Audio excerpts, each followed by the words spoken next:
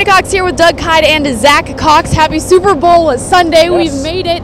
We are outside US Bank Stadium, as you can see behind us, and it is cold out. We're talking freezing, below zero. Yes. So let's jump right into it. Let's talk about what the Patriots are playing for. Tom Brady, the oldest MVP, that was announced yesterday. But the Pats, they're going for 6. Guys, we've had such a great week, but what it means today. Yeah, this is definitely the lowest stakes that the Patriots have had for a Super Bowl. Last year, they were still trying to throw it in Roger Goodell's face. In 2014, they were trying to get over that hump of not winning Super Bowls for a few years.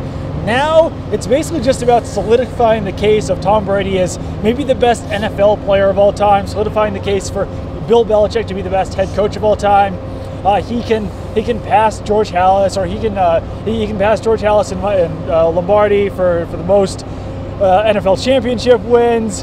Tom Brady can pass Charles Haley for the most Super Bowls by a player. He can pass Bart Starr for the most NFL championships by a player. So we're talking about really minor stuff, but kind of goes down in history if they win this game. Yeah, it's really just kind of piling on to their own legacy at this point. Like you said, there is no real scandal, no real build-up to this game. Even the Deflategate is far in the past. It's really just kind of adding to the legacies of Bill Belichick and Tom Brady, which is really the reason why people have been saying going into this game is how much more is there to play for them.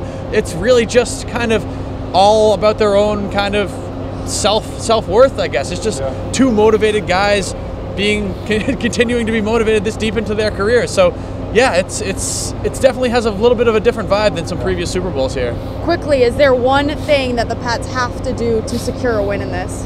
I think they just need to run their hurry-up offense to make sure that the Eagles can't get too much pressure on Tom Brady. I think that's mine. Yeah, I mean, that's kind of really the key to most Patriots games. I mean, keep Tom Brady clean. Don't allow the Eagles to get to him with just 4 pass rushers, and then just make life difficult for Nick Foles. I mean, I think the Eagles do have a chance of winning this game, even if they get a decent Nick Foles. But if they get a really bad Nick Foles, a Nick Foles that maybe loses a fumble, throws an interception or 2, takes a lot of sacks, I really don't think Philadelphia has any sort of chance in this game. So if the Patriots can really take out Nick Foles, I think that they'll have this one in the bag. I think you asked me in January if that was the coldest I had ever been in the Titans game when it was like 10 degrees. This is the coldest I've ever been. I also think that the Pats shouldn't let the Eagles get too far ahead. I don't think the defense should depend on our offense to come back in the fourth.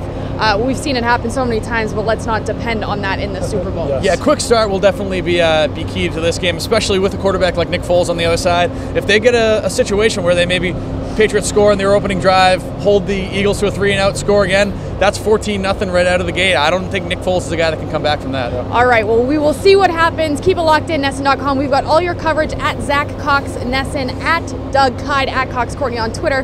But we will talk to you throughout the game and after the win or loss.